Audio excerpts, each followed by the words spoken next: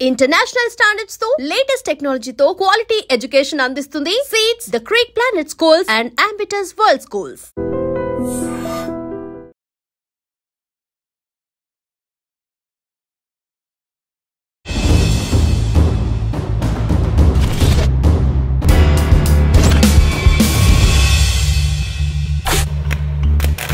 జనజీవన స్రవంతులు కలుస్తున్న మావోయిస్టులు పరిచయం చేసే ఈ కార్యక్రమంలో ఈరోజు మన గెస్ట్ కొయ్యాడ సాంబయ్య అలియాస్ ఆచాద్.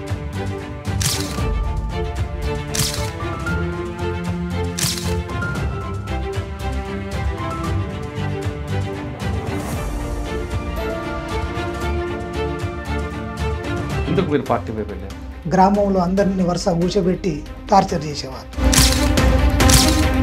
బాల సంఘాలను పెట్టి చిన్నప్పటి నుంచి తుపాకీ పట్టుకోవడం, అక్షరం ఆ అంటే అమ్మ అని కాకుండా ఆ అంటే ఆయుధం అని నేర్పించినది ఎంతవరకు అంటే ఎప్పుడు పార్టీ ఆ అంటే ఆయుధం అనేది నేర్పదు. ఈ ఒక సుదీర్ఘ ప్రయాణంలో మీ సమకాలికలు అందరూ చనిపోవడం చూస్తున్నప్పుడు ఏమనిపిస్తుంది? ఇంకా రెట్టింపుగా మనం కొట్లాడాలి, ఖచ్చితంగా మనం వచ్చినట్లు. ఇంకా నమ్ముతున్నారా మీరు ఆలయం?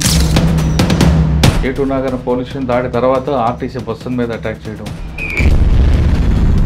వరుస సంఘటనలు ఒకే రోజు 24 గంటల గ్యాప్లో జరిగాయి. ఒకసారి దాని గురించి చెప్పండి. పాక్లో కూడా దాడి జరిగింది మా మీద. 12 మంది అట్లా కామ్రేడ్స్ అమరులు కావడం అనేది జరిగింది. పోలీసులు వస్తారని చెప్పి అది ల్యాండ్ మైన్ పెట్టడం అనేది జరిగింది. అప్పుడు ఉన్న వాళ్ళు తుపాకీ పట్టుకుంటేనే మనం అభివృద్ధి సాధించగలమా? తుపాకీ పట్టుకోకుండా మన ప్రజల్లో చైతన్యం తీసుకొచ్చి అభివృద్ధి సాధించలేమా మనం? అంటే ప్రజలకు ప్రశ్నించే చైతన్యాన్ని పెంచగలిగింది. వాళ్ళు తుపాకీ పడతారా లేదా అది నెక్స్ట్ విషయం. 6 రాష్ట్రాల నుంచి 6 గ్రామాలకు వచ్చింది కారణం ఏమనుకోవచ్చు? ఎప్పుడైనా అనుకూల అననుకూల అంశాలు ఎప్పుడు అవి రెండు జతగానే ఉంటాయి. ఒక్కోసారి అనుకూలించబడతాయి, ఒక్కోసారి అననుకూలించబడతాయి. కానీ మీరు రాకుండా, ఎలక్షన్ జరగకుండా సాయుధ పోరాటం ద్వారానే మనం రాజ్యం సాధిద్దాం అనుకోవద్ది ఇప్పుడు చెప్తున్నాడు కదా, మరి 20 సంవత్సరాల కింద అదే మాట చెప్పొచ్చు కదా మాకు. కానీ ఒక ఆడపిల్లని చూడకుండా రాదాని చేయడం ఎంతవరకు అంటే దానికి ముందు జరిగింది కొంత నేపథ్యం. మరి నాకన్నా ముందు సరెండర్ అయిన వాళ్ళు చెప్పే ఉండవచ్చు మీకు. అన్న తెలియక అడుగుతా, కరెంట్ లేకపోతే ఉండలేము, నీళ్ళు లేకపోతే ఉండలేము, సరిగ్గా నిద్ర లేకపోతే బతకలేము. కానీ అక్కడ ఆ జీవితంలో ఉండి చూస్తే అవన్నీ మనకు అనుకూల అంశాలు ఉంటాయి.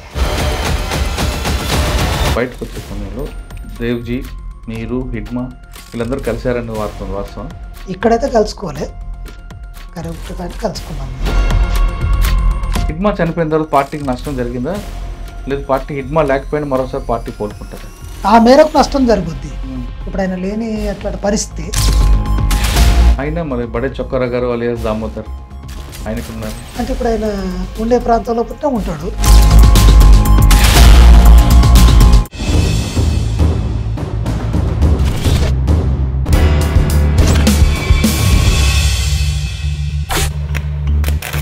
Welcome to iDream. జనజీవన స్రవంతులు కలుస్తున్న మావోయిస్టులు పరిచయం చేసే ఈ కార్యక్రమంలో ఈరోజు మన guest Koyyada Sambaiah alias Achad, state committee member, Maoist party. Warangal జిల్లాకు చెందిన సాంబయ్య గారు దాదాపు 20 సంవత్సరాల క్రితం అడవులకు వెళ్ళారు.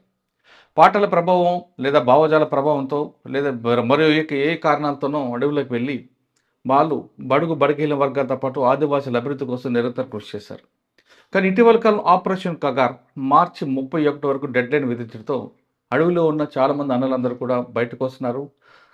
కేవలం దానికోసమే కాకుండా వాళ్ళ అనారోగ్య సమస్యలతో కూడా బయటకు వస్తున్నారు.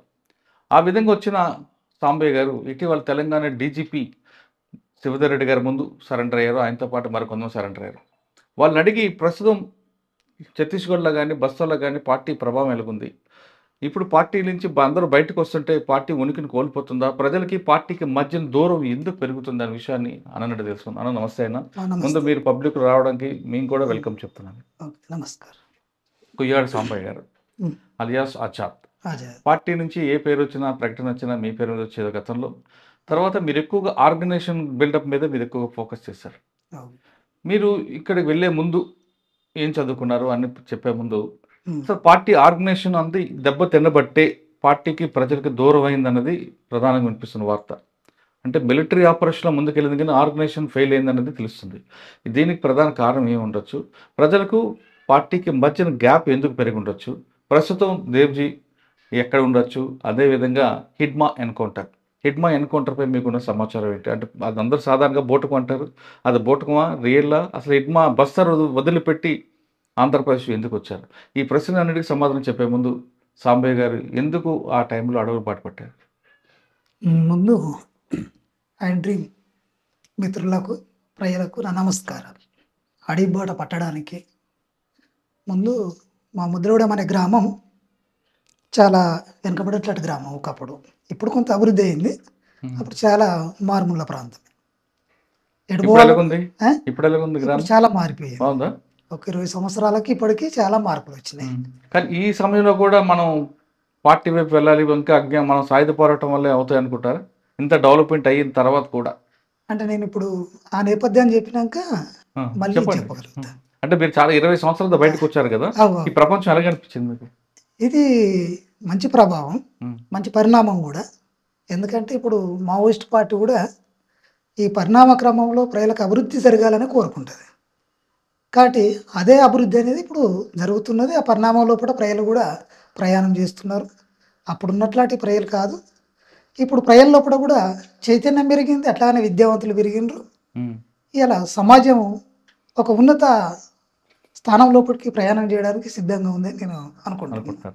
ఓకే, ఒకసారి వెనక్కి వెళ్దాం. ఎందుకు మీరు పార్టీ వైపు వెళ్ళారు? అంటే అప్పుడు మేము మా దగ్గర ఉన్నట్లాంటి పరిస్థితుల లోపల మా గ్రామం దాదాపుగా ఒక 30-40 సంవత్సరాలు ఎంఎల్ పార్టీలకు చాలా పునాది గల్లట్లాంటి గ్రామం అది. ఇక ఎంఎల్ పార్టీలు అంటే మీకు కూడా తెలుసు, జనశక్తి కావచ్చు, సిపిఎస్ కావచ్చు, అట్లానే ప్రజా ప్రతిఘటన కావచ్చు, ఈ అన్ని పార్టీలకు అది హెడ్ క్వార్టర్ లాంటిది ఒకప్పుడు మా చిన్నతనం లోపల. అట్లాగనే మాకున్నట్లాంటి పరిస్థితి ఏంటిదంటే అప్పుడు మా గ్రామాల లోపల అంత పెద్ద పొలాలు కూడా లేవు, వ్యవసాయం కూడా తక్కువ. కాబట్టి అలాంటి క్రమం లోపల మేము ఎదుగుతున్న క్రమం లోపల ఫస్ట్ నేను స్కూల్కి పోయేది అక్కడ. అంటే ముందు మా గ్రామం లోపల ఒకటి హై స్కూల్ కట్టారు అక్కడ. 10th వరకు స్కూల్ ఉండే అప్పటికి మా చిన్నతనం లోపల. కాబట్టి నేను స్కూల్కి వెళ్తూ ఉండేది. ఆ స్కూల్కి పోయిన తర్వాత మధ్యలో మా కుటుంబ నేపథ్యాన్ని చూసి నేను బంద్ పెట్టుకున్నా. మా అన్నయ్యను, మా చెల్లెలను, మా తమ్ముడిని చదివించిన. నా వెనకైనా చదువుకోలే, నేను చదువుకోలే, ఇద్దరైనా. మిగతా వాళ్ళందరినీ చదివించడం కోసం నేను ప్రయత్నం చేసిన. అప్పుడు పెద్ద కుటుంబం కాబట్టి అమ్మ నాన్న చాలా కష్టపడేవాళ్ళు. కాబట్టి వాళ్ళ శ్రమ అదంతా చూసి నేను ఇంటికాండి వాళ్ళను బడికి పంపించిన. నేను 5వ తరగతి వరకే పోయినా బడికి, స్కూల్కి పోయినా. ఆ తర్వాత బంద్ పెట్టేసి ఈ శ్రమ చేస్తున్నట్లాంటి క్రమం లోపల మేము కొన్ని పోడు భూముల కార్యక్రమం ఒకటి బాగా తీసుకునేది. కాబట్టి ఆ పోడు భూముల కార్యక్రమం మీద మేము ఎంగేజ్ అయ్యి నాన్నతో పాటు నేను కూడా పోయి కొట్టేవాళ్ళం, పోడు భూములు కొట్టేవాడు. అలాంటి క్రమంలో మాకు పీపుల్స్ వార్ అప్పుడు కాలపల్లి ప్రభాకర్ అప్పుడు ఎక్కువ తెలుసు. అప్పుడు జంపన్న మా దగ్గరికి రాపోయేది, కానీ ప్రభాకర్ వాళ్ళు వచ్చేది, ఎమ్మెల్యే పార్టీలు వచ్చేది, వీళ్ళు అప్పుడప్పుడు వచ్చి తిరిగిపోతూ ఉండేది. అట్లా ఈ పోడు భూములకు ముందు ఈ సమస్య రాకముందు మా బావ బుర్రి సాంబయ్య అయినప్పుడు కొంత ఈ పార్టీకి పనిచేస్తూ ఉండేవాడు. అంటే కోరేరుగా పోయి రావడం, ఇంటికనే ఉండేది కానీ కోరేరుగా పోయి రావడం, వాళ్ళు చెప్పిన పని చేయడం, పోస్టర్లు వేయడం, ఇలాంటి పార్టీ ప్రోగ్రాంలను ఇంప్లిమెంట్ చేస్తూ ఉండేది. అప్పుడు మాదొక 20 మంది టీం ఉండే, మా యూత్ మొత్తం. ఈ 20 మంది పోడు భూమి సమస్య మీద ప్రభాకర్ను గెలవడం జరిగింది. 94 ఆ మధ్యలో అనుకుంది కలిసిన తర్వాత కేసులు అయినాయి గ్రామాల మీద. గ్రామస్తుల మీద కేసులు అయినప్పుడు మాట్లాడేటప్పుడు వాళ్ళు కేసుల గురించి చెప్పిండ్రు. అట్లాగనే మీటింగ్ పెట్టిర్రు. ప్రజలందరినీ కూడా ఈ ఒక మోటివేషన్ చేసి ఈ భూములు స్వాధీనం చేసుకోవాలి, మనం ఫారెస్ట్ వాళ్ళకు భయపడకూడదు, భయపడితే మనకు భూములు రావు, కాబట్టి ఖచ్చితంగా మనం సాధించుకోవాలంటే కొట్లాడమే బెటరు అనే విషయాన్ని కొంత చెప్పిండ్రు. చెప్పిన తర్వాత నాకు కూడా మాటలు విన్న తర్వాత నాకు అనిపించింది ఏంటిదంటే పేద ప్రజల కోసం పోరాటం చేయాలి, ఖచ్చితంగా పార్టీలోకి పోతే అప్పుడు భూము ఆక్రమణ కూడా ఉండేది. ఆ భూములు కూడా మనం భూస్వాముల భూములు ఆక్రమించడం, పేద ప్రజలకు పంచడం, ఇది బాగుంది, అందరికీ న్యాయం చేయగలుగుతాం మనం పార్టీలో పోవడం ద్వారానే. అప్పటికే ఈ ప్రజా ప్రతిఘటన గ్రూపులు ఉండేది కాబట్టి మా గ్రామం మీద ఈ డిపార్ట్మెంట్ దాడులు కూడా బాగానే జరిగినాయి. గ్రామంలో అందరినీ వరుస కూర్చోబెట్టి టార్చర్ చేసేవాళ్ళు. ఇది దీనికి చూసినప్పుడు కొద్దిగా డిఫరెన్స్ అనిపించింది. బాగుంది ఇది, కాబట్టి మనం తుపాకి పట్టుకొని కొట్లాడాలి, కొట్లాడితేనే మనం ఎక్కువ న్యాయం చేయగలుగుతాం ప్రజలకు అని అట్లాంటి భావన నా లోపట అప్పుడున్న అట్లాంటి అవగాహన లోపట నేను దాదాపుగా మాటలకు తర్వాత పాటలకు ఆకర్షితున్నైనవని మాత్రం కాదు. సామాజిక నేపథ్యం నుంచి వెళ్ళే సామాజిక స్పృహ నుంచి వెళ్ళి నేను పోవాలి అని చెప్పి నిర్ణయించుకున్నాను. ఎన్ని సంవత్సరాలు ఉన్నా అంటే ఆ అవగాహన నన్ను ఎక్కువ పని చేయించింది. అప్పుడు ఇప్పుడు వెళ్ళారు 94లోనా 95 లాస్ట్. ఎవరు మీ బాధ్యుడు అప్పుడు? అప్పుడు మా బాధ్యుడు ప్రభాకరు. నేను పోయిన తర్వాత ఏటనగరం దళం మాతో ఫంక్షన్ చేయించాను.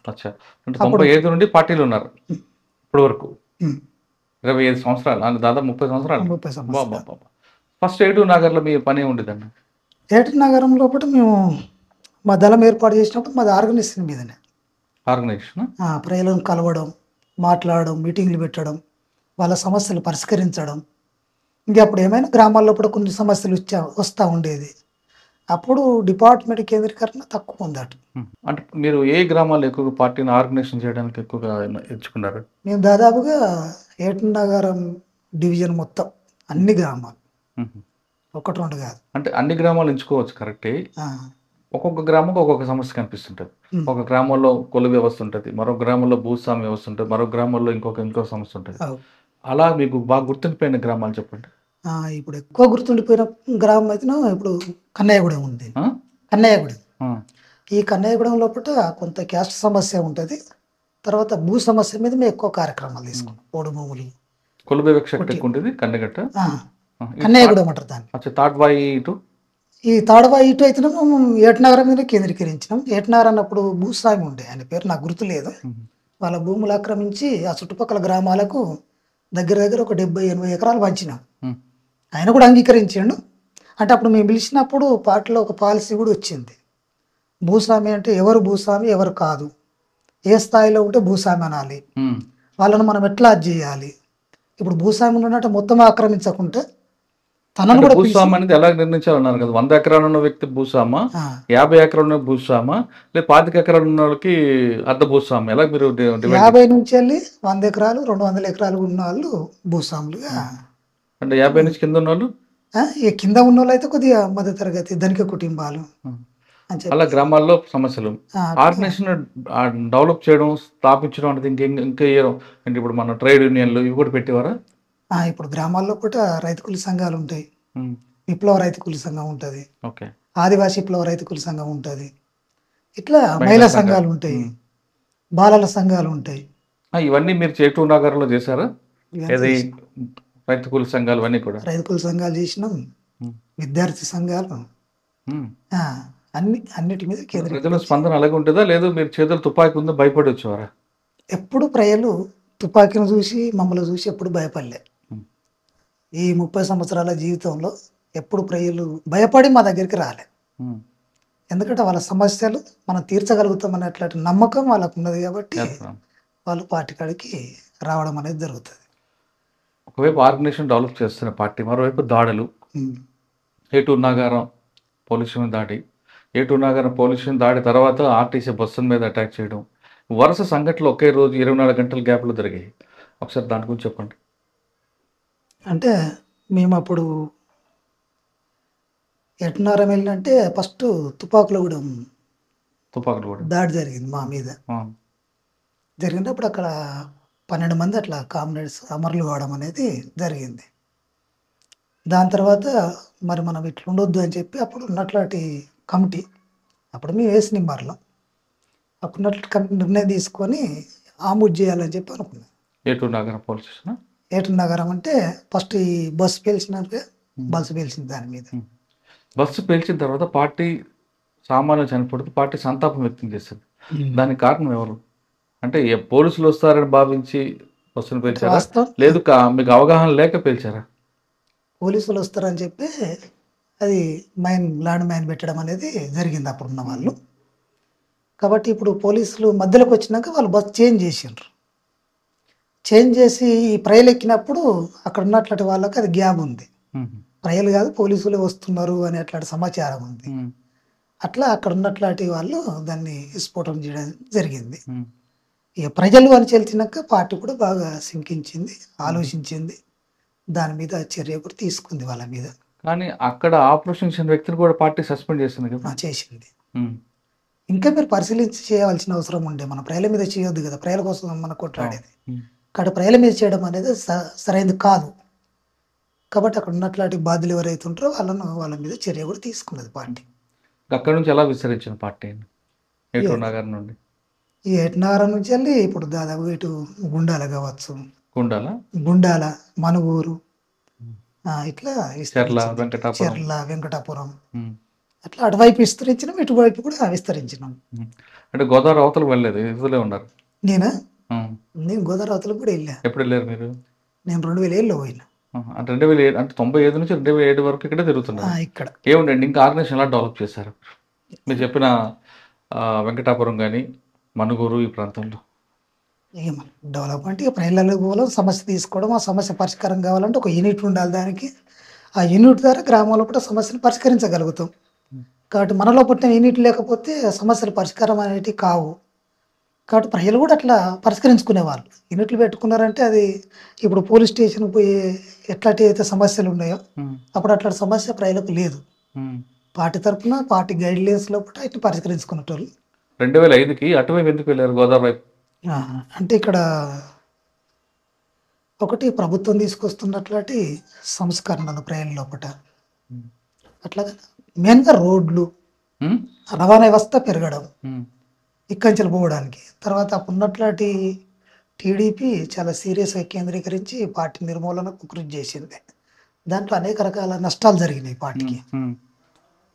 ఆర్గనైజేషన్ పరంగా జరిగింది, అట్లాగనే మిలిటరీ పరంగా జరిగింది. కాబట్టి అన్నిటినీ తట్టుకోవాలంటే అప్పుడు పార్టీ నిర్ణయం మన అవతల పక్క వెళ్ళిపోతే మంచిది అనేది నిర్ణయం తీసుకుంది. అందులో భాగంగా నేను కానీ పార్టీ అనగానే ఆర్గనైజేషన్ అనేది మెయిన్. మీరు చెప్తున్న రైతు కూలి సంఘాలు ఇవన్నీ కూడా, ట్రేడ్ యూనియన్స్, బాలల సంఘం, విద్యార్థి సంఘాలు, ఇవన్నీ పార్టీకి బలం. ఆ బలం క్రమేపీ తగ్గిపోవడం కారణం ఏంటి? మీరు తగ్గిపోవడానికి వాళ్ళ సమస్యలు ఉన్నప్పుడు పార్టీని సేర తీసుకున్నారు, దాన్ని అభిమానించారు, దాంతో ఉన్నారు, పరిష్కరించుకున్నారు. పార్టీ లేకపోతే మనకు జీవితం లేదనేది ప్రజలు భావించారు. కాబట్టి ఇప్పుడు ప్రభుత్వం తీసుకొస్తున్నట్లాంటి కొన్ని అభివృద్ధి కార్యక్రమాలతోటి ప్రజల లోపల రోజుకొక సెక్షన్ నుంచి వెళ్ళి కొంత మధ్యతరగతి సెక్షన్గా మారడం, వాళ్ళ జీవన విధానం లోపల మార్పులు రావడం, విద్య పెరగడం, అట్లాగనే అందులోకెళ్ళి కొద్దిమంది టీచర్స్గా తయారు కావడం, దీంతో కొంత పార్టీకి గ్యాప్ రావడం అనేది సాధ్యంగానే అది జరిగింది. డిపార్ట్మెంట్ కేంద్రీకరణ కూడా ఇప్పుడు దాడి తర్వాత ఈ మార్పులు.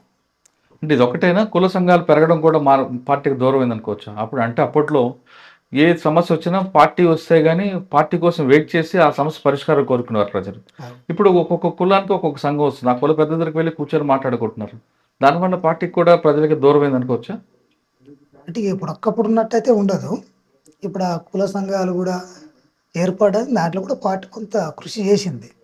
అంటే దేనికి పరిష్కరించుకుంటే మంచిది అనేది, అంటే చట్టబద్ధ పోరాటాలు చేయడం, దాని లోపల నుంచి వెళ్ళి వాళ్ళు అనుకున్నట్లు కొన్ని సాధించుకోవడం. ఈ రిజర్వేషన్లు అంటున్నారు కదా, ఈ రిజర్వేషన్ల ద్వారా కూడా సాధించుకోవాలి అనేది పార్టీ కూడా ప్రజలను ఎడ్యుకేట్ చేసి చెప్పింది కూడా పార్టీ. కాబట్టి దాని నుంచి కూడా ఏంటిది అంటే సమస్యలు కొన్ని పరిష్కరించడం అనేది వాళ్ళకు కూడా అర్థమైంది. అప్పుడు వాస్తవంగా ఈ చట్టాలు ఏంటి, తర్వాత ఈ రాజ్యాంగం ఏంటిది, దీని లోపల మన సమస్యలు పరిష్కారం అయితాయా, ఇవి కావు. ఇప్పుడున్నట్లాంటి పద్ధతుల్లో అప్పుడు లేదు కదా. అవును, కానీ ప్రజల్లో వస్తున్న మార్పు, సమాజంలో వస్తున్న మార్పు పార్టీ గుర్తించలేదు అనుకోవచ్చా? గుర్తించడం విఫలమైంది అనుకోవచ్చా? ఇప్పుడు ఇక్కడ దాంట్లో దానికి అనుగుణంగా మనం గుర్తించడం లోపల ఇంకొంత వెనకబడిపోయింది పార్టీ. వెంబటే గుర్తించి వాటికి అనుగుణంగా దాని రూపాన్ని మార్చుకోవడం, చేయడం అనేది జరగాలి. ఆ పరిణామాలు ఎప్పుడు పార్టీ గమనిస్తూనే ఉంటుంది, కానీ తీసుకునే నిర్ణయాలు ఉంటాయి కదా. ఇప్పుడు అనుకున్నాగానే వెంబటే మారిపోం కదా. కాబట్టి దానికి కొంత చర్చ కావాలి, దానికి కొంత ప్రోగ్రాం కావాలి. ఇక దానికి ఉంటే సమస్యలు కూడా దానికి ఉంటాయి. అట్లా కొంత వెనకబడి వాళ్ళు జనాలు ఆర్గనైజేషన్ కాబట్టి సాయుధ పోరాటం కన్నా ముందు ఆర్గనైజేషన్ డెవలప్మెంట్ ఇంపార్టెంట్ కాబట్టి సమస్య మార్పు, ప్రజల్లో మార్పు వస్తుంది, సమాజంలో మార్పు వస్తుంది అన్న విషయాన్ని మీరే ముందు గుర్తించి పార్టీకి దృష్టి తీసుకెళ్లారు ఎప్పుడైనా? అట్లాంటి చర్చలు కూడా జరిగినాయి. అయినప్పటికీ మనం మార్పులను గుర్తించి దానికి అనుగుణంగా పార్టీని మోటివేషన్ చేసుకోలేకపోవడం అనేది కూడా ఒక సమస్య ఉంది. ఈ సమస్యని వెంటనే గుర్తించుకోవడం వల్ల, దీనికి సంవత్సరాల తరబట్టి వ్యవధి తీసుకోవడం వల్ల పార్టీకి బాగా నష్టం జరిగిందనే విషయం మనం అంగీకరిస్తారా మీరు? ఇప్పుడు వాస్తవంగా అట్లాంటి మార్పులను మనం గమనించి దానికి అనుగుణంగా నిర్ణయాలు తీసుకోలేదు కాబట్టి కొంత దాని మేరకు నష్టం జరుగుతుంది. దాన్ని ఎవరు సాధారణంగా కాదనలేని పరిణామం. మీలాంటి వాళ్ళందరూ చెప్తుంటే సెంట్రల్ కమిటీకి వెళ్తుంది, అక్కడ ఒక సమీక్ష జరుగుతుంది, దాని తర్వాత తదనుగుణంగా నిర్ణయాలు మారుతుంటాయి కదా. ఇది ఒక సిస్టమ్గా నడుస్తుంది మీ పార్టీ అనేది, రహస్య పార్టీ అయినా. అవును. కానీ ఎందుకు విఫలమవుతుంది? అంటే ఒంటెద్దు పోకడం వల్ల, లేదు తెలుగు వ్యక్తులే అక్కడ ప్రాబల్యం చూపించడం వల్ల, దేనివల్ల జరుగుతుంది? ఇది పార్టీలో ఎప్పుడు తెలుగు వాళ్ళు, వీళ్ళు కోయ వాళ్ళు, వీళ్ళు ఎస్టీ వాళ్ళు, దొర్ల, ఇలా వ్యత్యాసాలు చూపెట్టడం అయితే ఇప్పుడు లేదు. అలాంటి వ్యత్యాసాల మీద ఆధారపడి నడిచే అట్లాంటి పార్టీ అయితే ఇన్ని రాష్ట్రాలలో విస్తరించకపోవు, ఇంతమంది ప్రజలలో కూడా పోలేకపోయేది. కానీ పార్టీ పుట్టింది తెలుగు గడ్డ మీద. ఓకే, ఇక్కడ ప్రభుత్వం ఎక్కడైతే నిర్బంధం పెరిగిందో మీరందరూ అడవిలోకి వెళ్ళిపోయారు. అదే ప్రపంచం అనుకున్నారు, కానీ మీ పుట్టిన ప్లేస్ని మర్చిపోయారు. ఇక్కడ దీన్ని ఆర్గనైజేషన్ చేయాలనే విషయాన్ని గుర్తించడంలో విఫలమయ్యారన్నది వాస్తవం. అంటే ఇప్పుడు పుట్టినట్లాంటి గడ్డను, అంటే దాదాపు ఇప్పుడు ఆంధ్రప్రదేశ్ అంటేనే ఒక విప్లవాల గడ్డ ఇది, విప్లవాల కోట ఇది. అవును, విప్లవాల కోటే కాదు, అన్నిటికీ కోటే. ఇప్పుడు బూర్జువ రాజకీయాలకైనా కమ్యూనిస్ట్ పార్టీ రాజకీయాలకైనా ఈ ఆంధ్రప్రదేశ్, ఉమ్మడి ఆంధ్రప్రదేశ్ అనేది ఒక వ్యక్తులను చైతన్యవంతం చేసే అట్లాంటి ఒక గడ్డ ఇది. దీన్ని ఎవరు కాదనలేరు. మేము కూడా దాన్ని కాదనలేము. కానీ మీకు గుర్తింపు ఇచ్చిన గడ్డను మర్చిపోయి మీరు అడవిలో ఉన్న ఆదివాసులదే ఇదే ప్రపంచానికి ఉండబట్టే మీకు ప్రజలకి పార్టీకి దూరమైంది మరో కారణం అని అనుకుంటుంటారు. వాస్తవం అనేది ఇది అట్లా మర్చిపోవడం అనేది కాలేదు. మేము అక్కడ ఉండి కూడా ఇక్కడ తెలంగాణ లోపల దళాలను ఎంటర్ చేసి మళ్ళీ మనం పునర్నిర్మాణం చేసుకోవాలి, ప్రజలను ఐక్యత చేయాలి, ప్రజా సమస్యల మీద తీసుకున్న కార్యక్రమాలు కూడా ఉన్నాయి. మొన్నటిదాకా కూడా అటు ఆదిలాబాద్ కావచ్చు, ఇటు ఖమ్మం కావచ్చు, అనేక పోడు భూముల సమస్యల మీద కార్యక్రమాలు పార్టీ తీసుకుంది. మీరు కూడా చూస్తున్నారు. మేము ఇక్కడికి వచ్చినప్పుడల్లా మా మీద దాడులు జరిగినవి ఉన్నాయి, నష్టపోయినవి ఉన్నాయి. కొన్ని సందర్భాలలో త్రుట్లు తప్పించుకొని వెళ్ళిపోయినట్లాంటి ఘటనలు అనేకం ఉన్నాయి. ఒకటి చెప్పండి, ఒక సంఘటన ఎలా తప్పించుకున్నారు? ఒకటి చెప్తా దాని గురించి. సాంబాయిని పట్టుకోవడం తరం కాదంటారు కదా, ఒకటి చెప్పండి తప్పించుకున్న సంఘటన.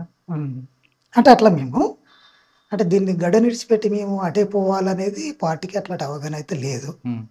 ఇక్కడికి సంబంధించింది కాబట్టి ఇక్కడ మనం తెలంగాణ స్టేట్ కమిటీ ఏర్పడి తెలంగాణ అలాగ అయినాక కూడా ఇక్కడ దళాలను ఫంక్షన్ చేసినాం. ఇక్కడ మనుగూరు కావచ్చు, ఇటు కేకడబ్ల్యూ కావచ్చు, ఈ దళాలు ఫంక్షన్ అయినాయి మొన్నటిదాకా కూడా.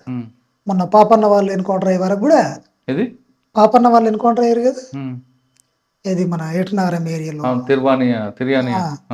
ఇది బద్రు అనేవాళ్ళు. అప్పటి వరకు కూడా తెలంగాణ గడ్డలో నిర్మాణాలు చేయాలి, ప్రజల దగ్గరికి వెళ్ళిపోవాలి అని అట్లాంటి నిర్ణయంలో భాగంగానే వాళ్ళు ఇక్కడికి రావడం అనేది జరిగింది. అట్లా దీన్ని ఎప్పుడు ప్రజలు మీకు ఆదరించారు. ఇక్కడ ఆదరించారు అని అంటే ఉన్నట్లాంటి ఒత్తిడిలో మునుపున్నంత ఆదరణ లేదు, తగ్గింది. అది ఓకే, మీరు ఏటూరు నాగరం వెళ్ళారు, ఏటూరు నాగరం దాకా గోదావరి దాటి వెళ్ళారు. అక్కడున్న సమస్యలను గుర్తించారు మీరు? ఇక అప్పుడు అక్కడ ఉన్నట్లాంటి సమస్యలు ఇక్కడ ఉన్నట్లాంటి సమస్యలు అక్కడ కూడా సేమ్ ఉన్నాయి. ఇక్కడ ఉన్నట్లాంటి ఆదివాసీ, దళిత, వెనకబడ్డ వర్గాలకు అన్నిటికంటే ఇంకా సామాజికంగా చాలా వెనకబడ్డ ప్రాంతం అది. అది కూడా అది ఇప్పుడు ఛత్తీస్గఢ్ బార్డరు, ఇప్పుడు చర్ల ప్రాంతం, ఇక్కడ నుంచి వెళ్ళి మన అటు కుంట నుంచి వెళ్ళి ఇక్కడ వరకు చాలా వెనుకబడ్డేటువంటి ప్రాంతమే అది. ఇక దాంట్లో ప్రధానంగా కరెక్ట్ అన్న, మీరు పార్టీ వెళ్ళిన తర్వాత ఎలా డెవలప్ అయింది? ఒక జనతా సర్కార్ ఏ విధంగా డెవలప్ చేసింది, మీరు ఆర్గనైజేషన్ ఎలా డెవలప్ చేసుకొచ్చారు? ఇప్పుడు మేము వెళ్ళినటువంటి ప్రాంతం లోపల ఫస్ట్ మేము తీసుకున్నది ఏంటిది అని అంటే, వాళ్ళని ఫస్ట్ ప్రజల లోపలికి పరిచయాలు చేసుకోవడం కోసం ఒక దళం వెళ్ళింది. భాష ఇబ్బంది కదా? భాష ఇబ్బంది, నేర్చుకోవాలి. ఎందుకంటే ఇప్పుడు ఒకదాన్ని మార్చాలి అంటే మనం మారాలి కాబట్టి మనం మారకుండా దాన్ని మార్చలేము, అది ముఖ్యమైనది కదా. కాబట్టి ఎలాంటి వాళ్ళనైనా పార్టీ ఆ ఎడ్యుకేషన్ ఇస్తుంది. అట్లా మారవడం కోసం అక్కడ ప్రజలు కూడా కృషి చేస్తారు. మనం వాళ్ళ భాష నేర్పి వాళ్ళతో కలుపుకోవడం కోసం బాగా కృషి చేసేవాళ్ళు. అట్లా ఫస్ట్ మేము దాన్ని సాధించినాం. భాష మీద కొంత పట్టు సంపాదించగలిగినాం. తర్వాత ప్రజలను కూడా వాళ్ళ ఆర్థిక విషయాల లోపల కావచ్చు, వాళ్ళ వ్యవసాయం లోపల కావచ్చు, వాళ్ళు ఉండే అట్లాంటి సాంస్కృతికంగా కావచ్చు, ఇలాంటి మార్పులు ప్రజలలో పార్టీ తీసుకొచ్చింది చాలా మేరకు. ప్రజలు దాన్ని ఆహ్వానించారు, పార్టీకి చాలా మద్దతు కూడా ఇవ్వగలిగారు. అంటే పార్టీ అడవిలో పట్టుంది కాబట్టి మీకు ఆదివాసుల సపోర్ట్ బాగానే కనిపించింది. కానీ తెలంగాణలో వెనకబడుతున్నాం, ఆంధ్రప్రదేశ్లో వెనకబడుతున్నాం అనే విషయం గుర్తించిందా? ఇది సెట్ బ్యాక్ గురైంది అనేది పార్టీ 2000కు ముందే గుర్తించింది దీన్ని. మరి గుర్తించిన తర్వాత చర్యలు ఏం తీసుకుంది? అంటే గుర్తించిన తర్వాతనే ఇప్పుడు ఈ వ్యవసాయంలో మార్పులు అనేది ఒకటి, ఉత్పత్తి మార్పుల సంబంధాలు అనేది ఒకటి డాక్యుమెంట్ తయారు చేసింది. కుల సమస్య అనేది ఒక డాక్యుమెంట్ తయారు చేసింది. జాతుల సమస్య మీద ఒక డాక్యుమెంట్ తయారు చేసింది. అంటే దీన్ని ఎట్లా ఇంప్లిమెంట్ చేయాలి, ఇప్పుడున్న పరిస్థితుల లోపల, మారిన పరిస్థితుల లోపల పార్టీ ఏ కార్యక్రమం తీసుకోవాలి అనే విషయాల లోపల ఒక 2-3 డాక్యుమెంట్లను తయారు చేసి డాక్యుమెంట్ చేయడం, ముందు ఏమో రఫ్ గా రాయడం, తర్వాత డాక్యుమెంట్ చేయడం అన్ని ఓకే, కానీ ఇంప్లిమెంట్ అవ్వాలి కదా కింద వరకు. అక్కడ విఫలమైందని తెలుస్తుంది కదా. దాని లోపల అదే అక్కడికి వస్తుంది. అంటే వాటిని రాసుకుంది, అది కింది క్యాడర్ వరకు కూడా ఒక ఎడ్యుకేషన్గా ఒక 2-3 సంవత్సరాలు పెట్టుకొని తీసుకెళ్ళింది కానీ ఇంకా ప్రజలకు దాన్ని తీసుకెళ్ళి ఇంప్లిమెంట్ చేయడం లోపల పార్టీ అంత కృషి చేయలేకపోయింది. దాని లోపల అంటే దాన్ని చేయాలంటే దానికి సంబంధించిన క్యాడర్ కూడా అవసరం. ఇప్పుడు ఒక నేపథ్యంలో ఉన్నట్లాంటి కామ్రేడ్స్ ఒక్కడికి పోయి పని చేయాలంటే చాలా కష్టంతో కూడుకున్నట్లాడు. ఎందుకంటే మీకు తెలుసు ఇక్కడ తెలంగాణ ప్రాంతం లోపల దళాలు సెట్ బ్యాక్ అయినాయి, ఇక్కడ రిక్రూట్మెంట్ కూడా ఆ మేరకు ఉంది. ఇలా ప్రభుత్వం చెప్తున్నది, పార్టీ కూడా దాన్ని అంగీకరించింది కూడా. కాబట్టి ఆ విషయం లోపల దానికి సంబంధించినట్లాంటి క్యాడర్ను మనం ఎంపిక చేసుకోవడం లోపల కూడా కొంత సమస్య ఉంది. కానీ మీకు ఆర్గనైజేషన్ బాధ్యత ఎక్కువ కాబట్టి ఆర్గనైజేషన్ డెవలప్మెంట్లో భాగంగా అక్కడ కూడా మీరు మహిళా సంఘాలు, బాల సంఘాలు పెట్టుంటారు. కానీ ట్రేడ్ యూనియన్ సంఘం ఎందుకు పార్టీ దండకార్యాలు పెట్టలేకపోయింది? అక్కడ ఫ్యాక్టరీలు ఉన్నాయి కదా. అది అక్కడి పార్టీకి తెలిసి ఉండాలి. అది దండకారణ్యం అంటే ఇప్పుడు మనకు సంబంధం లేని విషయం. అది మీరున్న ప్రాంతంలో, మేమున్న ప్రాంతంలో పూట ఆ ట్రేడ్ యూనియన్లు పెట్టడానికి అవకాశం కూడా లేదు. అక్కడ అందరు రైతాంగం, రైతు సంఘాలు పెట్టారు, ఆదివాసి అవి పెట్టినాం. ఆదివాసి సంఘాలు, రైతాంగ సంఘాలు మేము నిర్మాణం చేయగలిగినాం. కానీ ఇక ట్రేడ్ యూనియన్లకు వచ్చినప్పుడు ఇక అది అక్కడ పార్టీ ఆలోచించవలసినట్టు అవసరం ఉంది. ఆ వైపు కృషి చేసింది అనేది తెలుసు నాకు. అది ఏ మేరకు సఫలత ఉన్నది అనేది అక్కడ కమిటీ చెప్పవలసిందే. కానీ సాధారణంగా బాల సంఘాలు చిన్నపిల్లలకి చిన్నప్పటి నుంచి చదువు నేర్పాలి అని భావిస్తున్న వాళ్ళు బాల సంఘాలను పెట్టి చిన్నప్పటి నుంచి తుపాకీ పట్టుకోవడం, అక్షరం ఆ అంటే అమ్మ అని కాకుండా ఆ అంటే ఆయుధం అని నేర్పించడం అనేది ఎంతవరకు కరెక్ట్? అంటే ఎప్పుడు పార్టీ ఆ అంటే ఆయుధం అనేది నేర్పదు. మరి ఎప్పుడు చేతులు చిన్నప్పటి నుంచి మీరు ఇక చిన్నప్పటి నుంచి నేర్పేది ఏం చేస్తుంది అని అంటే అది సామాజిక జ్ఞానాన్ని బోధించడం కోసమే ప్రయత్నం చేస్తుంది. సామాజిక జ్ఞానం ఒకటి ఎందుకంటే ఇప్పుడు మనం ఎమ్మటి వచ్చి మీరు ఆయుధాలు పట్టాలని ఎక్కడా పార్టీ చెప్పదు. కొంత వాళ్ళను చదువుకున్న తర్వాత మీరు ఇక్కడే కాదు ఎక్కడికైనా పోయి చదువుకోండి, ఫస్ట్ జ్ఞానం సంపాదించాలి. ఆ తర్వాత మీరు పార్టీలోకి వస్తారా లేదా అది మీ ఇష్టం, స్వతంత్రానికి ఇడిచిపెడుతుంది. అది వాళ్ళ అమ్మ నాన్న లేదు, ఆ పిల్లలకు ఉన్నట్లాంటి అమ్మ నాన్నలకు కూడా చెప్తుంది.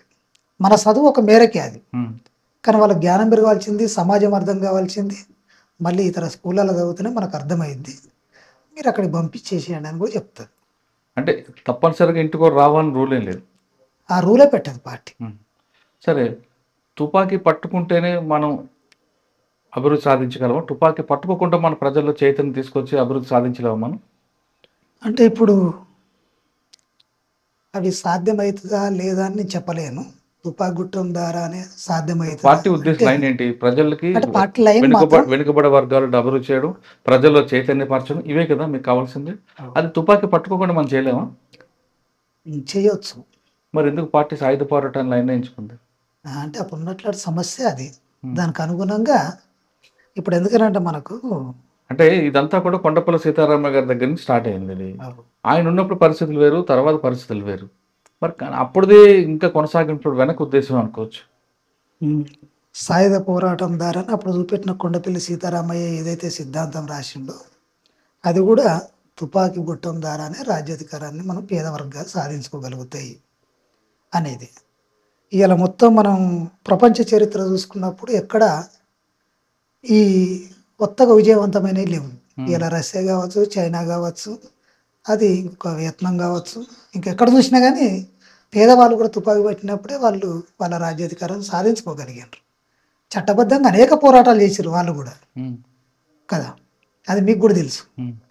కాబట్టి అలాంటి సందర్భంలో తీసుకున్నట్లాంటి ఈ నిర్ణయం లోపలనే ఇలా భారత కమ్యూనిస్ట్ పార్టీ, మావోయిస్ట్ పార్టీ కూడా అదే లైన్ను కొనసాగిస్తూ ఇప్పటి వరకు ముందుకు పోయింది.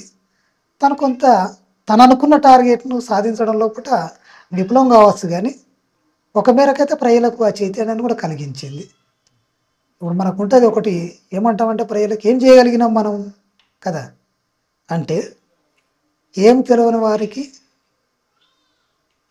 ఇది నీది అని చెప్పడమే పార్టీ చేయగలిగింది నేను అనుకుంటున్నా. అంటే ప్రజలకు ప్రశ్నించే చైతన్యాన్ని పెంచగలిగింది. వాళ్ళు తుపాకీ పడతారా లేదా అది నెక్స్ట్ విషయం, అది వాళ్ళకు వదిలేయవలసిందే, అది వాళ్ళ ఇష్టం అది. కానీ ఇది అన్యాయం మన మీద జరిగేది, ఇది దోపిడీ అనే విషయాన్ని పార్టీ అయితే ప్రజలకు చెప్పగలిగింది, ఆ మేరకు చైతన్యం చేయగలిగింది. ఇక్కడ మీరున్న ప్రాంతంలో, మేమున్న ప్రాంతంలో అన్నమాట. పార్టీ అనేది భారతదేశంలో ఉన్న పార్టీ, ఇది కేవలం ఒక రాష్ట్రానికి పరిమితమైన పార్టీ కాదు కదా. ఎందుకంటే మరి పార్టీ ఒక రాష్ట్రానికి, ఒక ప్రాంతానికి పరిమితమైన పార్టీగా మారింది కదా. ఒకప్పుడు 16 రాష్ట్రాలు ఉన్న పార్టీ 6 రాష్ట్రాలకు వచ్చింది, 6 రాష్ట్రాల నుంచి 6 గ్రామాలకు వచ్చింది. కారణం ఏమనుకోవచ్చు? అంటే అక్కడ ఉన్నట్లాంటి భౌగోళిక సామాజిక పరిస్థితులకు అనుగుణంగా నడుచుకున్నప్పటికీ తనకున్నట్లాంటి మిలిటరీ శక్తి కావచ్చు, మెయిన్గా మిలిటరీ శక్తి ప్రభావం లేకపోతే తగ్గడం అనేది కంపల్సరీ అది. కాబట్టి అక్కడ ఉన్న పరిస్థితులు కూడా మనకు అనుకూలించకపోవచ్చు. ఒకప్పుడు అనుకూలించి మళ్ళీ ఒకప్పుడు అనుకూలించకపోవచ్చు. ఎప్పుడైనా అనుకూల అననుకూల అంశాలు ఎప్పుడు అవి రెండు జతగానే ఉంటాయి. ఒక్కోసారి అనుకూలించబడతాయి, ఒక్కోసారి అననుకూలించబడతాయి. అప్పుడు అననుకూల పరిస్థితుల్లో పట పార్టీ షెడ్ బ్యాక్ కూడా కావచ్చు. అదే పరిస్థితి అలా పార్టీకి ఎదురైందని నేను అనుకుంటున్నాను. ఓకే, పార్టీ అనేది దీర్ఘకాల యుద్ధం. దీర్ఘకాల యుద్ధం చేయాలంటే దానికి ఒక ఓపిక ఉండాలి, దానికి వనరులు కావాలి, దానికి ప్రజల మద్దతు కావాలి. ఈ 3 ఉన్నాయా? వనరులు అనేటివి ఉన్నాయి. అందుకే నేను చెప్తున్నా కదా, పార్టీకి ఇప్పటికీ దేశవ్యాప్తంగా అనుకూల పరిస్థితి ఉంది, అననుకూల పరిస్థితి కూడా దాని వెనుకనే ఉంది. కాబట్టి ఈ అనుకూల పరిస్థితిని అనుకూల పరిస్థితి ఎట్లా మార్చుకోవాలి అనేది ఇక్కడ సమస్య. మార్చుకోవాలంటే దానికి కొన్ని కార్యక్రమాలు చేసుకోవాల్సినటువంటి అవసరం ఉంటుంది. అది ఇలా తుపాకీ గొట్టం ద్వారానే వస్తుంది అంటే రాకపోవచ్చు, మార్చుకోవాలి మనం దానికి. అంటే ఒకప్పుడు మీరు వెళ్ళే సమయంలో ఆర్థిక అసమానతలు, రాజకీయ అసమానతలు, సామాజిక అసమానతలు ఉన్న కాలం అది. ఇప్పుడు ఆ కాలం అంతా పూర్తిగా వెనకెళ్ళిపోయింది. భారతదేశం ఒక ప్రజాస్వామ్యం, ప్రతి 5 సంవత్సరాలకు ఒక ఎన్నికలు జరుగుతున్నాయి. ఆర్థిక అసమానతలు కొంచెం తగ్గుతున్నాయి, రాజకీయ అసమానతలు, ఎందుకంటే అన్ని కులాల వాళ్ళు కూడా ప్రెసిడెంట్ అవుతున్నారు, ప్రైమ్ మినిస్టర్ అవుతున్నారు, ఎమ్మెల్యేలకు వెళ్తున్నారు. ఈ క్రమంలో పార్టీలో ఇంకా బాగా లైనే పట్టుకొని అదే భ్రమలో ఉండబట్టే కదా పార్టీ నష్టపోయిందని. అంటే మీరు అన్నట్టుగా ప్రతి కులం నుంచి వెళ్ళి ముందే నేను చెప్పిన కొన్ని పరిణామాల్లో కూడా కొంత ఒక సెక్షన్ అనేది అభివృద్ధి అవ్వకుండానే వస్తున్నది. ఇప్పుడు మీరు చెప్పినట్టుగా అన్ని కులాల నుంచి వెళ్ళి ఒక మేరకు రాజకీయాలలోకి రావడం, వాళ్ళు కూడా మేము దీని ద్వారా సాధించగలుగుతాం అనేది ఇవాళ ఎంపీలు కావచ్చు, ఎమ్మెల్యేలు కావచ్చు, కొంత పరిణామాలు మనకు కనబడుతుంది. అయితే మొత్తం పోయిందా అణచివేత అంటే ఆ మేరకు కొంత తగ్గింది. నువ్వు అన్నట్టుగా పరిణామాలలో ఇంకొంత ఉన్నది, ఎక్కువ ఉన్నది, తక్కువ తగ్గింది. ఇప్పుడు మేమున్న ప్రాంతంలో దాదాపు ఒక 7 సార్లు ఎలక్షన్ జరుగుంటాయి, స్థానిక ఎన్నికల్లో. ఆ ఎన్నికల్లో ప్రజల్ని మీరు చైతన్యపరిచి వాళ్ళని అసెంబ్లీకో లేదంటే కింద లోకల్ బాడీకో పంపించుంటే, వాళ్ళతో చైతన్యం కనిపించుంటే ఈ పరిస్థితి ఉండేది కదా. మీకు ఇంకా మద్దతు వచ్చి ఉండేది కదా. అంటే ఇప్పుడు మా వ్యూహం లోపట్నే ఎత్తుగడ లోపట్నే అది లేదు కదా. వ్యూహం ఎత్తుగడ కార్యక్రమం, పార్టీ కార్యక్రమం లోపట్నే ఇప్పుడు ఏంటిదంటే పార్టీ కార్యక్రమం ఇచ్చింది సాయుధ తిరుగుబాటు ద్వారానే నీ రాజ్యాధికారం సాధించుకుంటాం అనే టార్గెట్ పెట్టుకున్నాం. దాంట్లో భాగంగానే మేము అనేది పెట్టుకుంది. ఇప్పుడు అట్లా అనుకున్నప్పుడు ఆ ఎసులుబాటు లేనప్పుడు ఈ ఎసులుబాటు కూడా ఉండదు. ఎన్నికలు అంటే మనకు రావు, పార్లమెంట్ ద్వారా మనం విజయం సాధించలేము అని అట్లా దాంతో చేసింది కదా. కాబట్టి చేసినప్పుడు ఈ పరిస్థితులు మారినాయి కదా. మీరు ఒక రాజ్యంతో పోరాటం చేస్తున్నారన్న, లక్షలాది మంది సైనికులు ఉంటారు, తుపాకులు ఉంటాయి. మీ దగ్గర ఉన్న వనరులతో మీకున్న మద్దతుతో చేయగలమని ఎప్పుడైనా అనుకున్నారా? సాహసం చేస్తున్నారు కదా. సాధ్యమైన మేరకు చేయగలుగుతాము అనేది నమ్మకం ఉంది. ఓకే, కానీ ప్రతి మనిషికి, సామాన్యుడికి, ఎవరికైనా ఓటే బలం. ఓకే, మన ఓటుని నోటుకు అమ్ముకోకూడదు అన్న విషయాన్ని ప్రజలకి, అక్కడున్న మీరున్న ప్రాంత ప్రజలకైనా కనీసం చెప్పారా? మేము ఖచ్చితంగా విషయం చెప్తాం. ఎందుకంటే మీరు ఓటేసినా, మనం నిజాయితీగా ఓటేసినప్పుడే ప్రశ్నించగలుగుతాం. కానీ మనం డబ్బుకు అమ్ముడు పోయి ఓటేస్తే రేపు ప్రశ్నించగలుగుతామా అంటే ప్రశ్నించలేము. అంతే కదా. అంటే మనం అమ్ముడు పోతున్నామని అర్థం. దాని మేరకు అతడు ఏం చేస్తాడు అంటే, నేను ఒక 4 లక్షలు పెట్టినంటే తను 8 లక్షలు తీసుకోవడం కోసం సిద్ధమవుతాడు. అప్పుడు నష్టం ఎవరికి? ప్రజలకి కదా. కాబట్టి మేము నిజాయితీగానే ఓటేయాలి. ఇది సరైనది కాదు. ఈ డబ్బులకు అమ్ముడు పోయి ఓటేయడం అనేది మన హక్కు, మన అధికారాన్ని మనం అమ్ముకున్నట్టే. కనీసం దాని మేరకైనా మనకు గట్టిగా నిలబడడానికి అవకాశం ఉంటుంది. మీరు ప్రశ్నించడానికి, ప్రశ్నించాలంటే ఫస్ట్ మనం గట్టిగా ఉండాలి. గట్టిగా ఉండాలంటే మనం వేసే ఓటు ఏదైతే ఉంటుందో అది నిజాయితీగా వేయాలనే పార్టీ చెప్తుంది. అది ప్రజలు సమ్మతించారా? ఖచ్చితంగా చెప్తుంది. మీరు చెప్పుంటారు, కానీ ప్రజలు విశ్వసించారా అని? విశ్వసిస్తారు ఖచ్చితంగా. కానీ ఏమైపోతున్నదంటే ఇక్కడ మీరు అడిగిన దానికి చెప్తున్నా, ఇప్పుడు ప్రజలకు ఆర్థికంగా ఎప్పుడు వెనుకబడి ఉంటున్నారు చాలామంది. కొద్దిమంది వాళ్ళ ఆర్థిక పరిస్థితులను బట్టి ముందడికి రావచ్చు. కానీ అలాంటి పరిస్థితుల్లో ఏమవుతుందంటే, ఇప్పుడు ఉన్నట్లాంటి ప్రభుత్వాలు కూడా ఎక్కువ డబ్బు పెట్టి గెలవడం కోసం ప్రయత్నం చేస్తున్నది కదా. అది ఎమ్మెల్యే కావచ్చు, ఎంపీ కావచ్చు. ఇవాళ సర్పంచ్ ఎన్నికలకే ఒక 4-5 లక్షలు ఖర్చు పెట్టేది సర్పంచ్ గెలుస్తలేడు ఇవాళ. అలాంటి పరిస్థితి రావడానికి ఒకప్పుడు నీ చిన్నతనంలో అది లేదు. స్వచ్ఛందంగానే ఓటేసిండ్రు. స్వచ్ఛందంగానే కొన్ని కార్యక్రమాలు కూడా ఆఫీసులలో జరిగినాయి. కానీ ఇలా అలాంటి పరిస్థితిని మారడం అనేది అది ప్రజల మార్పు కాదు. అది నేను అనుకునేది ప్రభుత్వాలే అట్లా మారుస్తున్నాయని నేను అనుకుంటున్నాను. ఓకే, ప్రభుత్వాలు మారుస్తున్నాయి నేను కూడా అనుకుంటా. అటువంటి సమయంలో మీరు ప్రజాస్వామ్యబద్ధంగా వచ్చి మీరు స్వయంగా నిల్చుంటే మీ త్యాగాలకు గుర్తించి ప్రజలు మిమ్మల్ని గెలిపించడానికి సిద్ధంగా ఉన్నారు. కానీ మీరు రాకుండా సాయుధ పోరాటం చేసి సాధిస్తాం అనుకోవడం ఎంతవరకు కరెక్ట్ అంటే? మీరే స్థానిక ఎన్నికల్లో పోటీ చేస్తే కనీసం సర్పంచ్గా చేసినా మిమ్మల్ని గెలిపించడానికి ప్రజలు ముందే ఉంటారు. ఎందుకంటే మీరు త్యాగాలకు పుట్టినలు కాబట్టి. కానీ మీరు రాకుండా, ఎలక్షన్ జరగకుండా సాయుధ పోరాటం ద్వారానే మనం రాజ్యం సాధిద్దాం అనుకోవడం కరెక్ట్ అంటారా? నేనున్న అప్పటి వరకు కరెక్ట్ అని నేను భావిస్తాను. ఎందుకంటే నేను దాంట్లోనే నేను ఆ లక్ష్యంతో పోయినా కాబట్టి అక్కడ ఉన్నంత మేరకు నేను దాన్నే భావిస్తానని నేను అనుకుంటున్నాను. మీరు అనుకుంటున్నారు, మీలాగే చాలా మంది ఇప్పుడు ఉన్న వరకు అనుకుంటున్నారు. అది మిడిమిడి జ్ఞానంతో తీసుకున్న నిర్ణయం అని సెంట్రల్ కమిటీ మెంబర్ కూడా మల్లోజు వేణుగోపాల్ కూడా రాశారు. కరెక్ట్, మిడిమిడి జ్ఞానం కోవచ్చా? ఒకవేళ ఆయన అట్లా రాస్తే, ఆయన చేసినట్లాంటి, ఆయన ఒక పొలిటో బ్యూరో సభ్యునిగా తను చేసిన నిర్ణయమే తప్ప అనేది తను ఇప్పుడు చెప్తున్నాడు కదా. మరి 20 సంవత్సరాల కింద అదే మాట చెప్పొచ్చు కదా, మాకు చెప్పొచ్చు కదా. కాబట్టి దాన్ని ఇప్పుడు ఆ పార్టీ అంగీకరించు. మీ సమకాలికలు ఎవరెవరు? చాలా పెద్ద పెద్ద నాయకులతో పనిచేస్తారు కదా మీరు. ఇప్పుడు నాకైతేనేమో ఆనంద్ అన్న, తర్వాత ఇప్పుడు చంద్ర అన్న, పుల్లూరు ప్రసాద్ గారు. ఇక లాస్ట్ వరకు అయితే అయినే ఉన్నాడు మా ఎమ్మటి. ఇంకా చాలా మంది అమరులు అయ్యిండ్రు, చాలా మంది ఇళ్ళకి వెళ్ళిపోయిండ్రు, సరెండర్ వాళ్ళ జీవితాలు వాళ్ళు గడుపుతున్నారు. కానీ లాస్ట్ వరకు ఇక చంద్రన్న మా ఎమ్మటి ఉన్నాడు. ఈ మొత్తం సుదీర్ఘ ప్రయాణంలో మీ సమకాలికలు అందరూ చనిపోవడం చూస్తున్నప్పుడు ఏమనిపిస్తుంది అండి మీకు? ఇక బాధ అనిపిస్తుంది. బాధ అనిపించకుండా ఎట్లా ఉంటుంది? బాధ అనిపిస్తుంది. వెంటనే మీ నిర్ణయం ఏమైనా మార్చుకున్నారా అటువంటి సంఘటన జరిగినప్పుడు? అంటే ఇప్పుడు అక్కడ ఉన్నట్లాంటి పరిస్థితుల్లో పుట్టిన నిర్ణయం మార్చుకొని ఏదో మనం వెళ్ళిపోదామనే భావానికి అయితే గురిగాము. ఇంకా రెట్టింపుగానే మనం కొట్లాడాలి. ఖచ్చితంగా మనం వచ్చినట్లాంటి నమ్ముతున్నారా మీరు ఆ లైన్? ఇంకా అక్కడ లాక్డౌన్ వరకు ఆ లైన్ నమ్మారు మీరు? అంటే అక్కడ ఉన్నప్పుడు నమ్మకపోతే మనం నమ్మే కొట్లాడుతున్నాం కదా, అక్కడ నమ్మే ఒక కార్యక్రమాలు చేస్తున్నాం కదా అన్నప్పుడు నమ్ముతాం కదా. ఖచ్చితంగా నమ్మవలసింది, నమ్ముతాం కూడా దాన్ని. కొయ్యాడ సాంబయ్య గారు, ఎక్కువగా ప్రెస్ నోట్ల మీద అజాదని ఎందుకు సంతకం పెట్టేవారు? ప్రెస్ నోట్లు మీకు తెలిసే వస్తాయా, తెలియకుండా వస్తాయా? తెలిసే వస్తాయి. అంటే సంఘటన జరిగిన తర్వాత, సంఘటన జరగకముందా? అంటే ఆ సందర్భాన్ని బట్టి ఇవ్వడం అనేది ఉంటుంది. ఇప్పుడు ఒక సంఘటన జరిగింది అని అంటే, ఒక ఘటన జరిగింది అని అంటే ఆ ఘటన మీద ఎట్లా అనే దాన్ని బట్టే స్టేట్మెంట్ రిలీజ్ చేస్తూ ఉంటాం. రాస్తాం, పంపిస్తాం మేమే. ఒకవేళ బంద్ కాల్ ఇచ్చారనుకున్నప్పుడు బంద్ కాలప్పుడు కూడా రాస్తాం. బంద్ అంటే ఇవన్నీ సెంట్రల్ కమిటీ తెలిసే జరుగుతాయి, జరుగుతాయి. మీకు మీరుగా ఇవ్వడానికి లేదు. ఇవ్వచ్చు. ఏ డివిజన్ కమిటీ ఆ డివిజన్ లోపల దానికి ఉన్న బాధ్యులుగా ఎక్కడి వాళ్ళు అక్కడ సమస్యల మీద స్పందిస్తూ స్టేట్మెంట్లు ఇవ్వచ్చు. సరే, మీరు చెర్ల వెంకటాపురం కర్రగుట్ల వైపు ఉన్నారు, వాళ్ళు చాలా కాలం పనిచేస్తారు.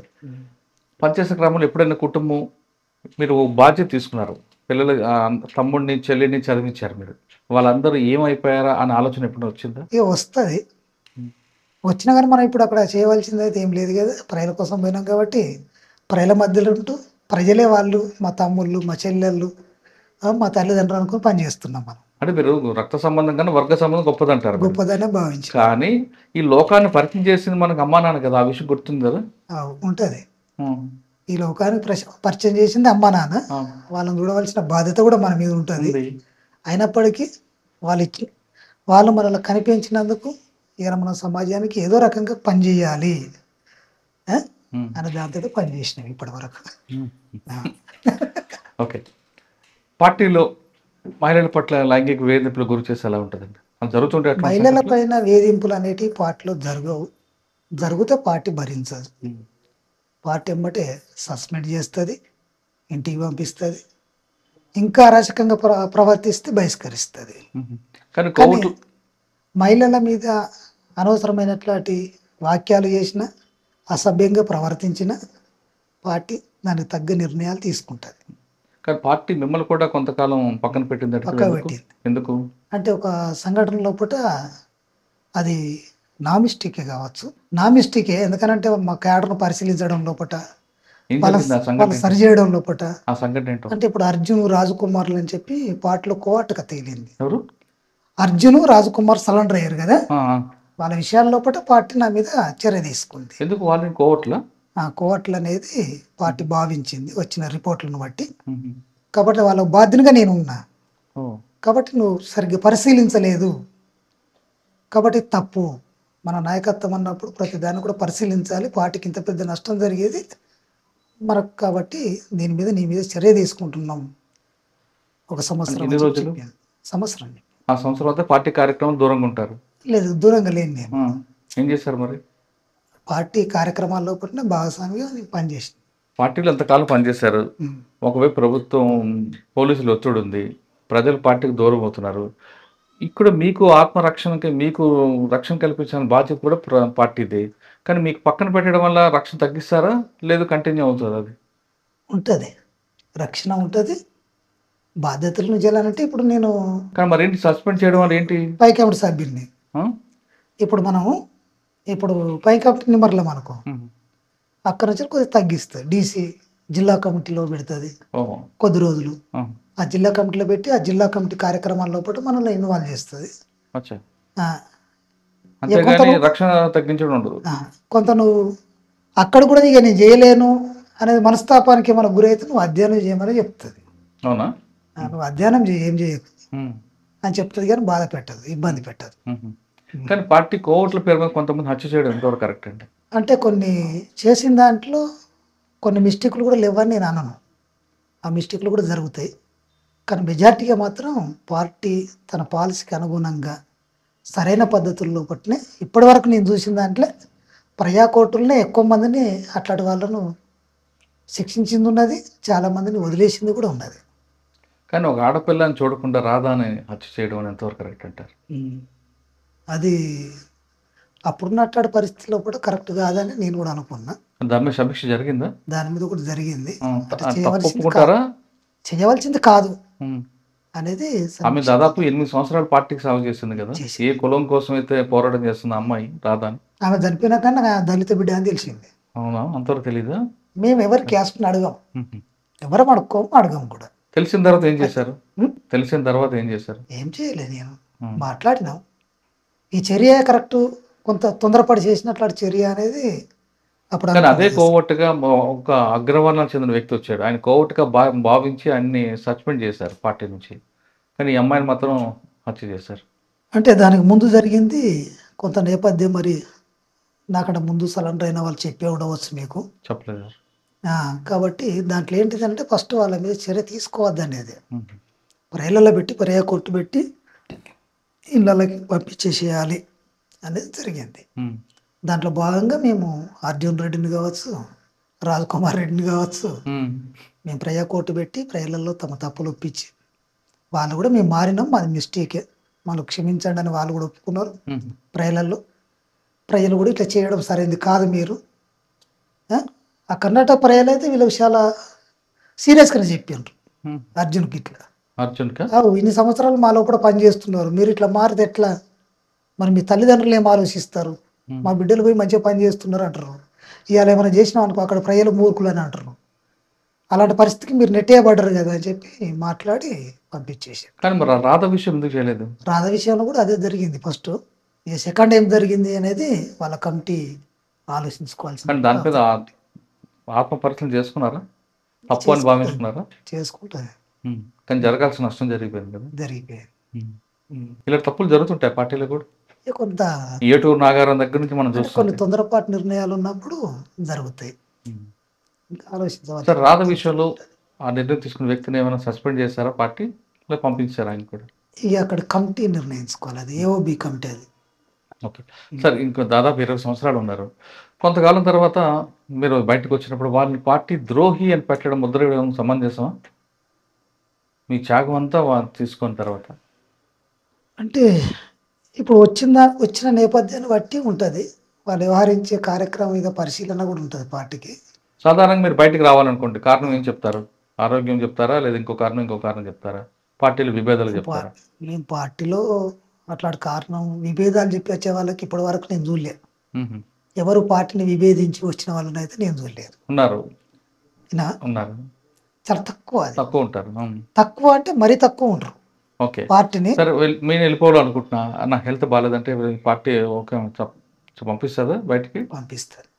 ఎప్పుడు పోతున్న వ్యక్తిని పార్టీలో ఉంచుకోదు. ఈ ప్రొసీజర్ ఎలా జరుగుతుందండి?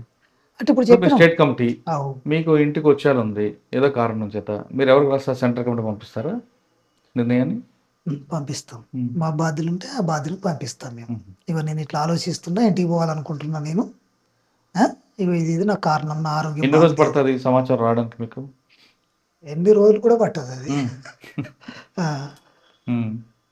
పోవడం ఎక్కువ రోజులు పడుతుంది కాదు, కానీ రావడం తక్కువ రోజులు పడుతుంది. చెప్పిన తర్వాత తను ఇప్పుడు బాధ్యతగా ఏం చేస్తుంది పార్టీ, తను కన్విన్స్ చేస్తుంది, ఉండాలి, మనం కొట్లాడాలి, మనం ఇట్లా వచ్చినాం కదా, ఇప్పుడే పోతే ఎట్లా చెప్తుంది. నేను పోతా అన్నారు అనుకో, అప్పటికి కూడా పోయి నీ బతుకు నువ్వు సాధారణంగా ఎవరికి నష్టం కాకుండా బతుకుని చెప్తుంది. పంపిస్తారు. పంపించేటప్పుడు మనం ఆయుధం పార్టీ తీసుకుంటుందా? తీసుకుని బయటకు పంపిస్తారు. పంపిన తర్వాత పార్టీ అక్కడే ఉంటుందా, మారిపోతుంది స్థలం? ఇక తనకున్న అవకాశాలను బట్టి అనేక ప్లేస్లో మార్చుకుంటుంది. ఎప్పుడు ఒక వ్యక్తి పోయినప్పుడు మా పార్టీ డాక్యుమెంట్లనే అది ఉంటుంది, మా ప్రణాళికలనే అది ఉంటుంది. ఎలా? ఇప్పుడు గెర్ల సూత్రాలు మీకు కూడా ఉరికే, ఎప్పుడు కదలికల్లో ఒకటి ఉండాలి, నమ్మొద్దు, ప్రతి వ్యక్తిని కూడా విశ్లేషించుకోమని చెప్తుంది. అక్కడి నుంచి పంపి అక్కడే ఉంటే నష్టపోతాం కదా, కాబట్టి మార్చుకుంటుంది. అన్న తెలియక అడుగుతా, కరెంట్ లేకపోతే ఉండలేము, నీరు లేకపోతే తాగలేము, నీళ్ళు లేకపోతే ఉండలేము, సరిగ్గా నిద్ర లేకపోతే బతకలేము, కంటి అంటే తిండి లేకపోతే పర్వాలేదు ఉండొచ్చు, కానీ కంటి నిండా నిద్ర లేకపోతే మాత్రం సాధారణంగా ఏ మనిషి కూడా ఎక్కువ ఉండలేడు. అంటే 8 గంటల కన్నా పడుకో, 4 గంటలని కనీసం. ఇన్ని ప్రతికూల వాతావరణం ఎలాగున్నారన్న అసలు మీ అందరూ అక్కడ ఎలా ఉంటారు కూడా? అంటే అవన్నీ ఇక్కడ దూరం నుండి చూస్తే ప్రతికూల అంశంగానే అవపడతాయి, కానీ అక్కడ ఆ జీవితంలో ఉండి చూస్తే అవన్నీ మనకు అనుకూల అంశాలుగానే ఉంటాయి. ఒక ఎండ ఉంటుంది, విపరీతమైన ఎండ ఉంటుంది, చలి ఉన్నా విపరీతంగా ఉంటుంది, వర్షం ఉన్నా విపరీతంగా ఉంటుంది, ఎక్కడి నుంచి పోలీసు వస్తారా, ఎక్కడి నుంచి ఏ ప్రోగ్రాం వస్తారో తెలియదు. ఆ పరిస్థితి ఆ కాలాలన్నింటినీ నిర్వహిస్తుంది, ఆ కాలాలన్నిటి కూడా అనుగుణంగా మనల్ని మార్చేస్తుంది. అంటే మనకున్న లక్ష్యం అలా మారుస్తుందా? మన లక్ష్యం అట్లాంటిది, అట్లా మనల్ని మార్చేస్తుంది అది. కానీ భోజనం కూడా గ్రామస్తులు పంపిస్తే తినే పరిస్థితి కదా. మరి రోజుకి అసలు మీరు ఎన్నిసార్లు తింటారు? మేము పొద్దున సాయంత్రం అంతే, మధ్యాహ్నం 2 పూటలు. ఒకవేళ మేము వండుకుంటే 3 పూటలు తింటాం.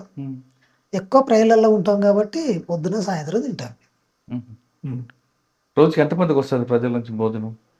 ప్రజలు చాలా మంది చచ్చిపోతూ ఉంటారు. కానీ మీకు ఇస్తే పోలీసులు దృష్టి పడితే వాళ్ళు కేసులు ఎదుర్కొంటారు కదా. ఇరుక్కుంటారు. ఆ ఇబ్బంది కూడా ఉంటుంది. ఉమ్, ఉండకపోతే ఉండదు కదా. ఒక మంచి చేసేటప్పుడు చెడు కూడా జరిగినప్పుడు దాన్ని భరించాలి అనేది పార్టీ చెప్తుంది. ఖచ్చితంగా దాన్ని ఎదుర్కోవాలి, నిలబడాలి అనేది పార్టీ ఎడ్యుకేషన్గానే చెప్తుంది. సరే.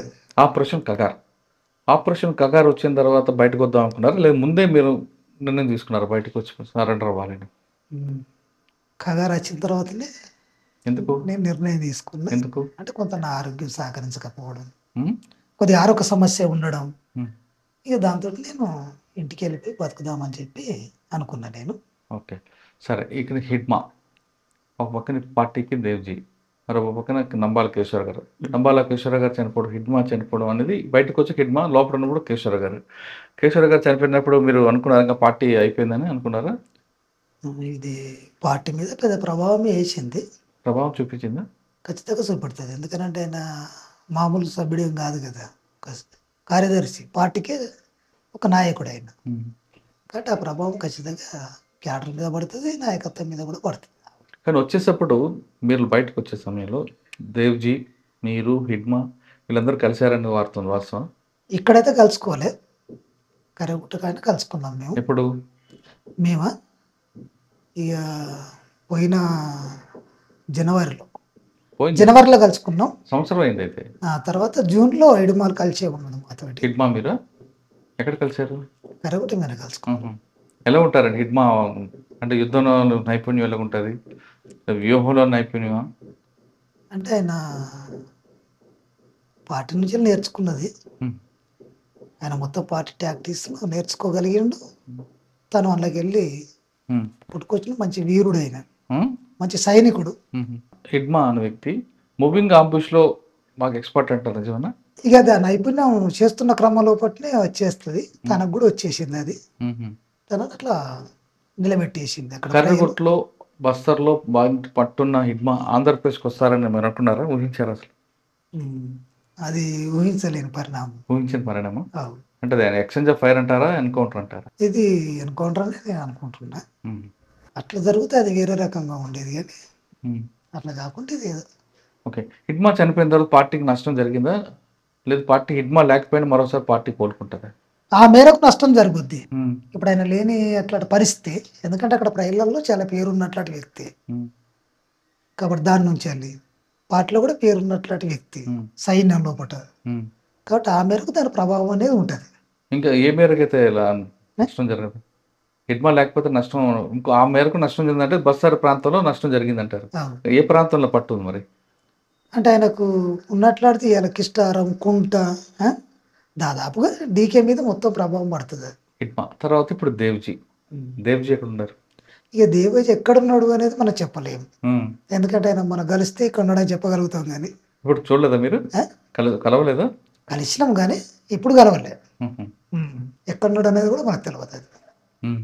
ఆ, ఆయన మరి బడే చొక్కారా గారు అలియాస్ దామోదర్ ఆయనకున్నారు. అంటే ఇప్పుడు ఆయన ఉండే ప్రాంతంలో పుట్టిన ఉంటాడు. అందుకోసం ఆయనకు మీరు వచ్చేటప్పుడు మా బాధ్యతగా, మా బాధ్యతగా ఆయనకు చెప్పి వచ్చినాం మేము ఉన్నట్లు. మీ బాధ్యత ఆయన అవు. అంటే మీకున్న ఆయుధం తెలంగాణ బాధ్యుడు ఆయనే, ఉహు. తెలంగాణ కార్యదర్శి ఆయన. అచ్చా. అంటే మీరు వచ్చేటప్పుడు మీ ఆయుధాలన్నీ ఆయనకి ఇచ్చి వచ్చారా? ఆ, మీకున్న సైన్యం మేము మాతో ఉన్నట్లు కామ్రేడ్స్ ఎంతమంది మీ కామ్రేడ్స్ ఉంటారు, ఒక 20 మంది దాకా ఉంటారు. స్టేట్ కమిటీ కాబట్టి. ఆ, సెంట్రల్ కమిటీకి అయితే మా కామ్రేడ్స్ అచ్చా. మా డివిజన్, ఉహు. వీళ్ళందరికీ వాళ్ళకి బీకేఎస్ఆర్ డివిజన్లో ఉన్నట్లు కామ్రేడ్స్ నా ఎమ్మట్టున్నట్లు ఒక 15 మందిని ఆయనకే ఆయుధం కూడా ఆయుధం కూడా ఉపజెప్పి. ఎందుకు ఆయుధం తీసుకురావచ్చు కదా? ఈ ఆయుధం తీసుకురావచ్చు అనేది కాకుండా మేము కొట్లాడతామన్నప్పుడు ఆయుధం తీసుకుపోయి మనమే చేస్తాం, అక్కడ ఇచ్చేస్తే బెటర్ కదా. అంటే అది ప్రభుత్వం ఆయుధే కదా, ప్రభుత్వం హ్యాండ్ ఓవర్ చేయొచ్చు కదా. ఇక అప్పటి వరకు పార్టీదే కదా, నేను పార్టీలో ఉన్నా కాబట్టి అది పార్టీది కాబట్టి. దాదాపు 20 సంవత్సరాలు పార్టీలో ఉన్నారు. మీకు అడవి కాపాడింది. వీళ్ళందరూ మీ సహచరులు అందరూ ఉన్నారు కామ్రేడ్స్. వాళ్ళందరినీ విడిచిపెట్టి వస్తున్నప్పుడు మీ ఫీలింగ్స్ ఏంటి? అంటే దాదాపుగా నేను చేసినట్లు అన్ని ప్రాంతాల లోపల ప్రజలు బలగాల లోపల కంటికి రెప్పలా కాపాడుకున్నారు నన్ను. ఇవాళ వాళ్ళని అందరినీ ఇడిసి రావడం కూడా నేను చాలా బాధగానే ఫీల్ అయినా. ఎందుకంటే మన వ్యక్తిగత సమస్యతోటి ఇలా వాళ్ళని విడిచిపెట్టిపోతున్నాం. ఇన్ని త్యాగాల మధ్యలో ఇంతమంది కామ్రేడ్స్ అమరులు అయ్యిండ్రు. వాళ్ళ పిల్లలు కూడా ఎంతోమంది వచ్చి మనతోటి ఉండి మనల్ని రక్షిస్తూ అమరులు అయ్యిండ్రు అని అట్లాంటి బాధ అనేది కొద్దిగా సీరియస్గానే వెంటాడుతుంది. అవునా? సరే, బయటకు వచ్చారు. బయటకు వచ్చిన తర్వాత ఇప్పుడు ఈ ప్రపంచం ఎలా కనిపిస్తుంది? ఎట్లా దానికి దీనికి చాలా డిఫరెన్స్ ఉంటుంది. మారింది, చాలా మార్పులు కనబడుతుంది. ఇంకా కూడా మారొచ్చు ఇది. ఇప్పటికైనా సరే అజ్ఞాతుల్లో మావోయిస్టులు అందరూ కూడా ఖచ్చితంగా లక్ష్యం సాధించాలంటే బయటకు రండి అంటున్నారు కొయ్యాడ సాంబయ్య అలియాస్ ఆజాద్. ఆయన చెప్తున్నట్లుగా 35 సంవత్సరాల సర్వీసులో చేసిన త్యాగంలో కొంత మేరకు మాత్రం నేను అనుకున్న లక్ష్యాన్ని సాధించాను అన్న దీంట్లో నాకు ఒక భాగస్వామి ఉందనే విషయం మాత్రం ఆయన అంగీకరిస్తున్నారు. ఇది సాంబయ్య గారితో. వచ్చే వారం మరొక విషయం మళ్ళీ కలుద్దాం. నమస్తే. Thank you.